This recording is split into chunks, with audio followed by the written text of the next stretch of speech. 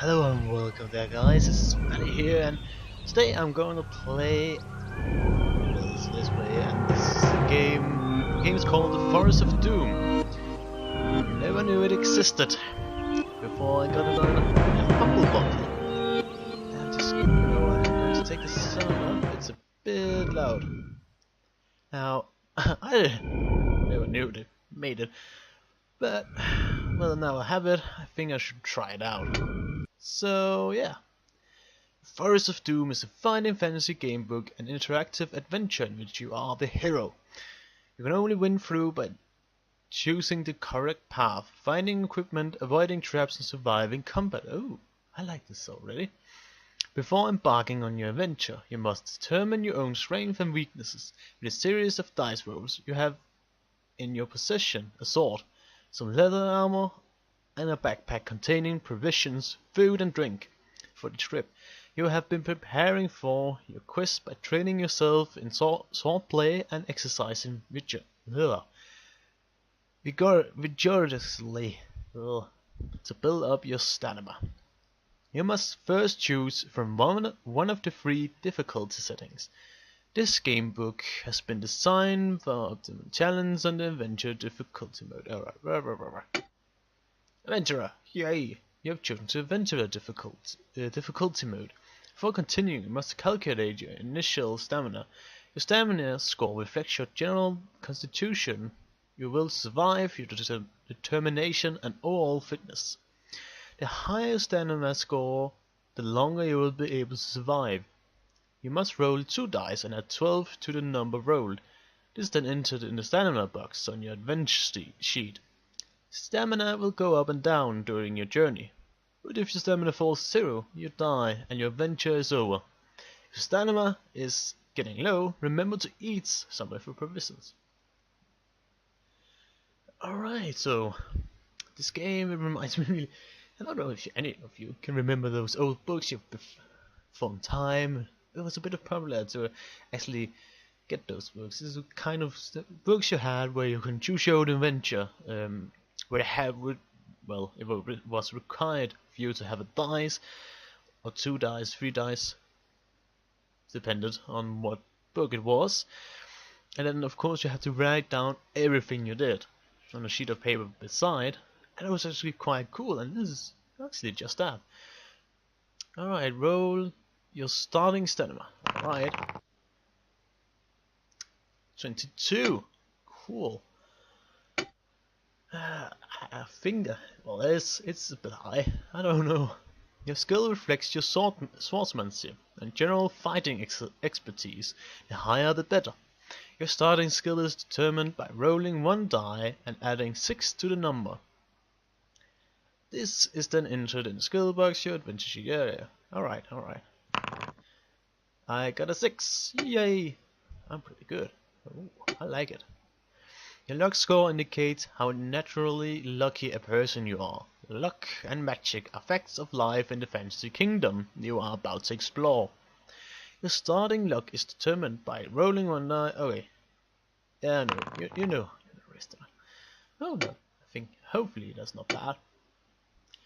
In addition to your other starting equipment, you may take 1 bottle of magical potion, which will aid you on your quest. You may choose to take a bottle of any of the following: a potion of skill, a potion of strength, or a potion of fortune. You know what, I think I will be going with the potion of strength. These potions may be taken at any time during your adventure, except when engaged in battle. Taking a measure of potion will restore skill, stamina, or luck scores to the initial level. Oh, you know what, I'm going with that. Cool. May the luck of the gods go with you on the adventure ahead. You are an adventurer, and a sword for hire, and have been roaming the northern borderlands of your kingdom. Having always burned the dullness of village life, you now wander the lands in search of wealth and danger. Despite the long walks and rough outdoor life, you are content with your unknown destiny. The world holds no fear for you, as you are a skillful warrior, well practiced in the art of slaying evil men and beasts with a trusty sword. Not once during the last 10 days since entering the northern borderlands have you set eyes upon another person. This does not worry you at all, as you are happy with your own company and enjoy the slow sunny days hunting, eating and sleeping. It is evening, and having feasted on a dinner of rabbit, spit roasted on an open fire, you settle down to sleep beneath your sheepskin blanket. There's a full moon, and the light sparkles on the blade of your broadsword skewered into the ground by your side. You gaze at it wondering when you will next have to wipe the blood of some wild creature from its sharp edge. These are strange lands, inhabited by weird and loathsome beasts, goblins, trolls, and even dragons. As the flame of your campfire gently dies, you begin to drift asleep, and images of screaming green-faced trolls flicker through your mind. Suddenly, in the bushes to your left, you hear the loud crack of a twig breaking on the clumsy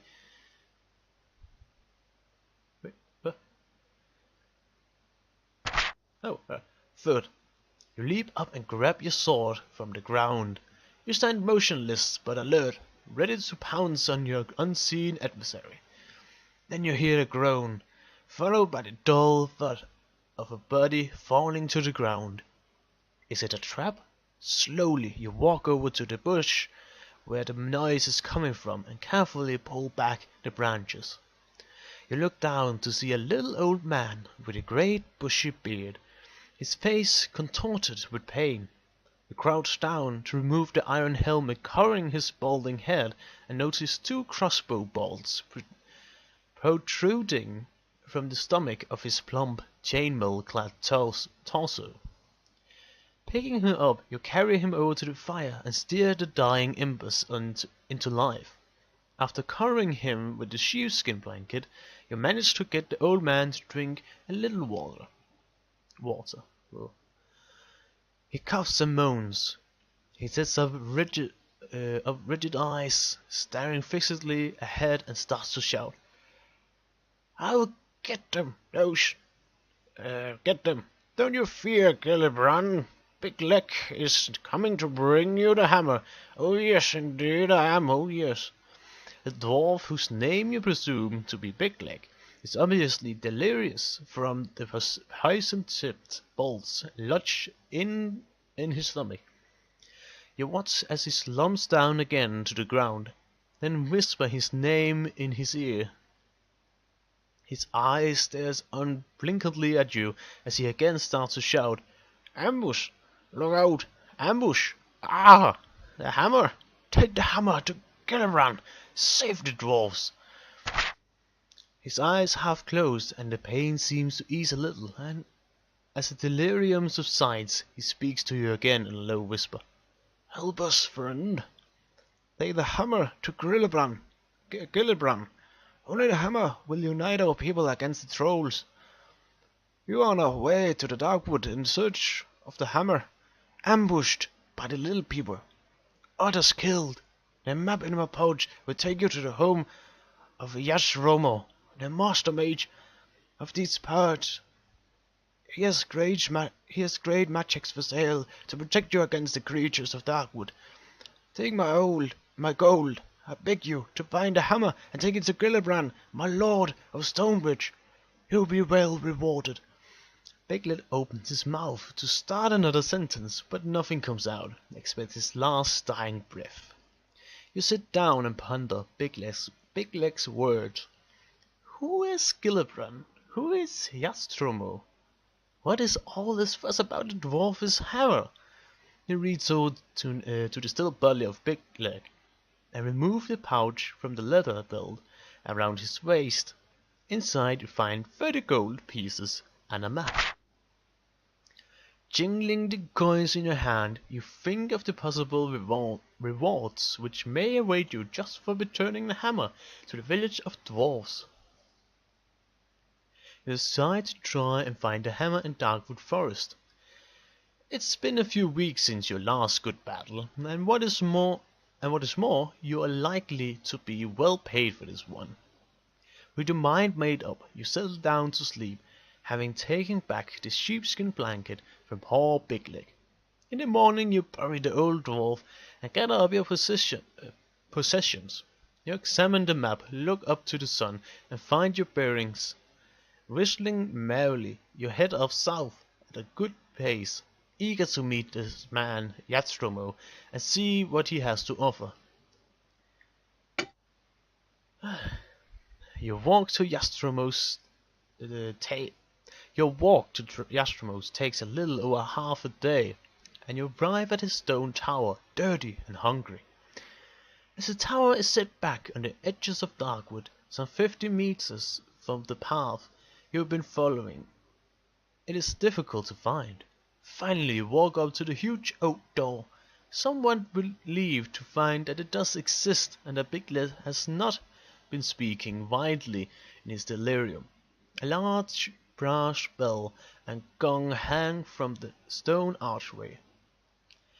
As you ring the bell, a shiver runs down your spine, and you realize that the loud bong invades a deep silence which you have not noticed before. There are no sounds of birds or animals to be heard. You wait anxiously at the door and hear slow footsteps descending the stairs from the tower above.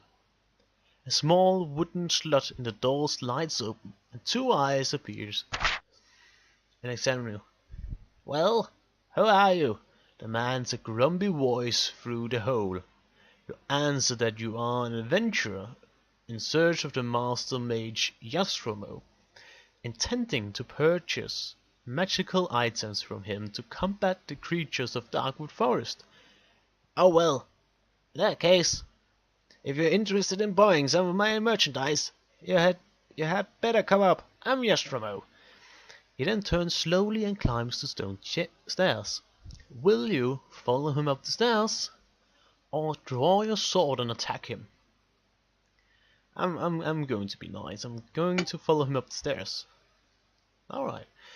You follow the huffing and puffing old man in his tattered robes up the spiral staircase to a large room at the top of the tower. Shelves, cupboards, and cabinets line the walls, all filled with bottles, jars, weapons, armor, and all manner of strange artifacts. Yastromo shuffles past the general clutter and slumps down in an old oak chair. He reaches into his top pocket and pulls out a fragile pair of gold-rimmed spectacles. Placing these on his nose, he picks up a piece of slate and chalk from a table next to his chair and begins to write frantically. He then hands you the slate. Alright, so here's the list of what I can buy. Potion of healing, potion of plant control, potion of stillness, potion of insect control, potion of anti-poison, holy water, ring of light, boots of leaping, rope of climbing, net of entanglement, armband of strength, row of missile dexterity, rod of water finding, garlic butts, headbang. Oh wait, no, I don't want that. I want plant control. That sounds cool. And why not insects? Gotta be a freaking nature boy here. Oh, yeah, right. We have the adventure seed, we have the map. Way. That's a brick map, actually. Like it. Heal me, free toys. Oh, cool. Alright. What else do I want? Oh no. Oh well. A headband of concentration, fire capsules, nose filters. You know what, I'm going with anti-poison. And then you know what, that's it. It tells you that instructions for use are written clearly on the labels attached to the items, together with the suggested use. He sighs and tells you that unfortunately the magic in the items only works once, but they are the best you can buy for the money. Yastromo then asks you the reason for the purchase of items, and you tell him your story and your decision to continue the quest of the luckless Bigley. Ah yes, Yastromo says slowly, rubbing his chin. I heard the good dwarves of Stonebridge had lost their fabled warhammer. Without it, the king is unable to arouse his people, despite the fact that the hill trolls threaten his village. Rumor has it that an envious king of another village of dwarves sent an eagle to Stonebridge to steal the hammer, which it managed to do. But as it flew over Darkwood, it was attacked by death hawks and the hammer dropped into the forest and was lost, apparently. Apparently 2 forest goblins found the hammer, but could not decide who was to keep it. They wrestled for hours, but gave up. Then they discovered that the handle unscrewed from the head, and the argument was settled. One kept the head, the other kept the handle. Then they parted, each happy with his new treasure. Who knows if they still have them? So I'm afraid your problem's doubled.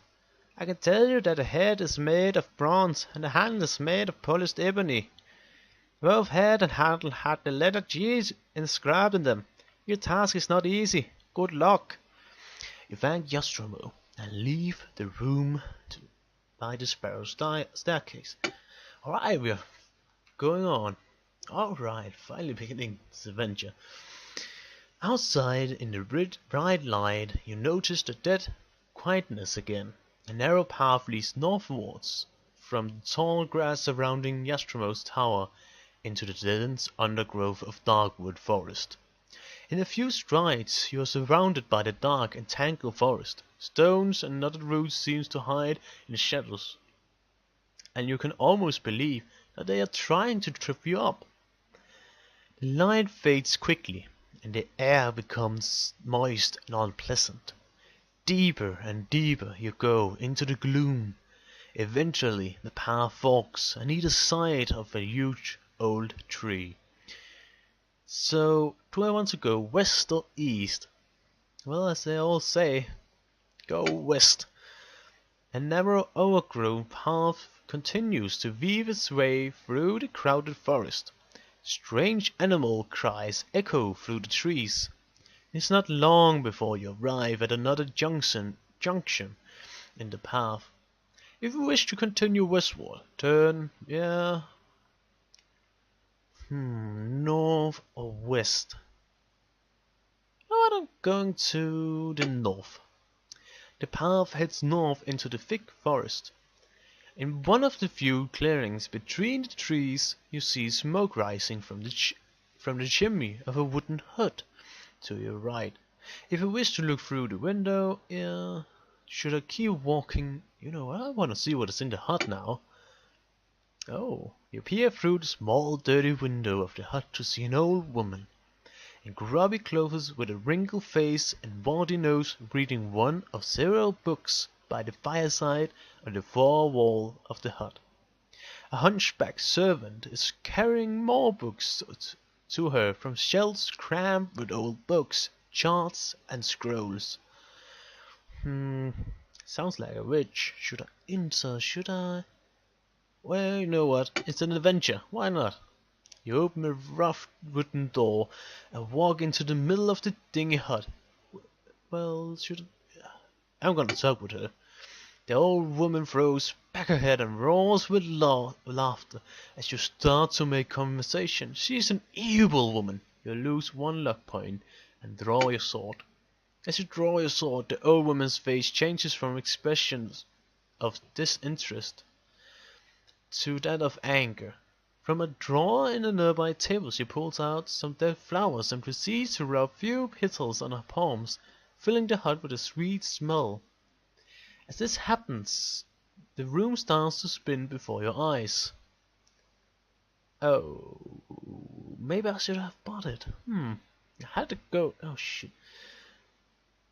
Don't do. You start to lose your balance as the illusion distorts your mind. Close your eyes and hold your head in your hands, but it makes no difference. You reel around the room and then fall to the floor unconscious. When you wake up, you find that you're lying on the ground outside the wooden hut. You sit up and look inside your backpack. All your provisions have been stolen. Luckily, nothing else is gone, and you still have your sword. You look inside the hut, but it is deserted. If you wish to search, search it through. You decide to start your search at the wooden shelves. All the books are written in a language unfamiliar to you, and contain strange diagrams. The charts and scrolls are also unintelligible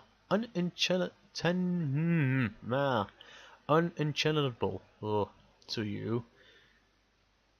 You open cupboards and drawers, and apart from an interesting piece of painted canvas, all you find are more books, leather-bound and dusty.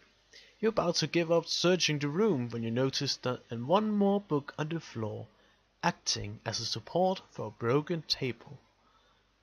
I'm gonna pick up the book. You open the book and are surprised to see that pages are hollowed out in the middle. Lying in the cavity is a small jewel on a silver chain. Beside it is a parchment which reads, "Eye of Amber. Instructions for use. Place the necklace around your neck and question those you fear. No matter what they try to say, it's the only truth you will hear." Oh, sounds interesting. You place the necklace around your neck and presume your find will come in useful in this evil forest. You gain 1 luck point. Leaving the hut, you return to the path and head north. Walking along the narrow path, you notice a big cold tree to the left with a large hole in its trunk just above head height. I think it's a stupid idea to probably... Why not? Just gonna do it all. You put your hand slowly in the dark hole. It comes into contact with something cold and hard. It feels like a metal ball. As you start to lift it out the hole, you wince with pain as the sharp teeth of some small creature suddenly bites into your arm. You pull your arm out and quickly hanging on to your discovery, blood drips to the ground from your wound and you lose 1 stamina. Oh shit. Do you still live? Yeah? You see that you have not found a metal ball after all. It's a bronze helmet and it looks about your size. I'll try on a helmet, why not? Place the helmet on your head. A surge of power starts to run through your body, making you feel strong and unafraid. The helmet has magical properties and adds 1 point to all future dice rolls when computing your own attack strength during combat, so long as you wear it. Start walking north again, pleased with your new armor. Oh yeah. Getting pimped. The path soon comes to a junction, so... Well, west hasn't given me nothing good. Oh. The path continues east and then turns sharply north, narrowing slightly. A tree seems to crowd in on the path even more than usual, and a tingling feeling down your spine tells you something is not right. Suddenly a branch from the trees to your right whips out and knocks you to the ground. You lose 1 stamina point. Do you still live? Oh yes, I do. Stagger to your feet to see that the tree has moved onto the path, blocking your way. The tree is old, with thick, cracked bark. You can just make out its hidden eyes and mouth in the middle of the trunk and realize you've been attacked by a treeman. Oh, I can either fight the treeman or escape by running back to... I'm gonna fight it. Aha! The treeman is lumbers slowly towards you, and the last blade roots. Damn, there's a lot of things to the board. Ah well, if you do not possess anything, draw your sword. Alright. The treeman lashes out at you with 2 of its main branches, and you leap into the attack. You must fight. You must defeat the treeman twice, once for each main branch before it will die. If you win, Yeah, you may escape during the battle by running back to the junction. Well, I can only fight. Ha! I got a lot of skill actually, so let's do this. Oh, got a bitch. Oh yeah. Hmm. Hit the tree man. Alright, I'm gonna fight on. Oh, I'm doing quite well here. Oh yeah. Fight on again. Shit. Oh, what? Oh. Oh, I hit him again. Oh, I like it. Alright, let's do this. Fight on. Gonna kill this mofo. This motherfucker. Jesus. Second branch, going down. Oh, this is going quite well, actually. Oh, I have so much skill and he can't touch me. Am I good or am I good? Almost. Yeah, we're triumphant. We won. Wiping the thick green sap blood from your sword, you set off north again. You are relieved to see that the trees are at last beginning to thin out and appear less threatening. Daylight appears through the trees on either side of the path as the forest thins out more. Soon the path leads out to the trees onto a large plain with tall grasses. Beyond you see rising grounds leading to low hills. A new branch of the path leads east. May take the Ooh. So apparently get the forest and all that. Oh, cool. Should I go east? I'm gonna keep walking north. Walking quickly along the path through waist-high grass, you arrive at another junction in the path. When I go west, from not too far ahead comes the sharp noise of barking dogs, drawing nearer. Suddenly, a brown fox, with eyes wide open in fear, dashes past you, running east. The frantic yelping of the dogs gets louder. If you wish to face the oncoming pack of dogs, you're gonna hide. As you crouch down in tall grass, you hear the sound of galloping hoofs amidst the barking. Then you see the legs of 4 hounds and 1 horse race past you in a cloud of dust. The sound of hunt quickly fades into the distance, and you step out onto the path again. Wondering about the poor old fox, you set off west once more. Oh, I couldn't have saved him. You soon arrived at a crossroad. The way south leads back to the forest, so you decide to ignore it.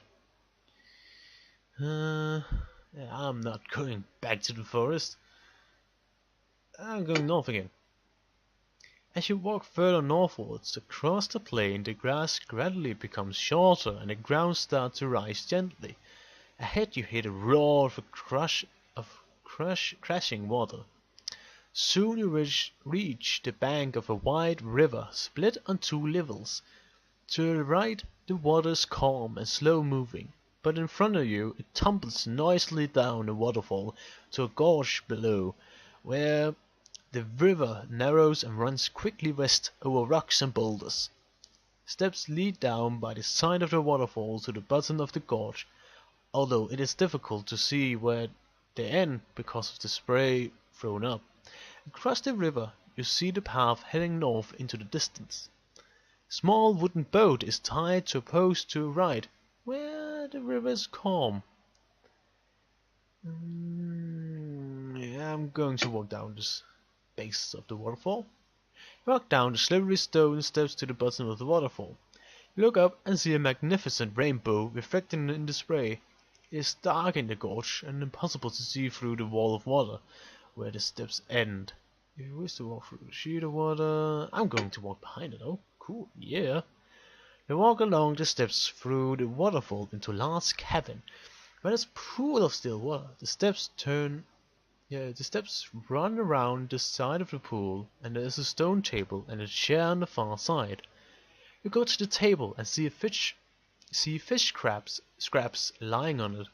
Suddenly you hear a noise of splashing behind you. A strange creature climbs out of the pool and advances towards you, armed with a trident. Ooh. His legs are like a man's, but his face and torso resembles a large green fish with bulbous eyes.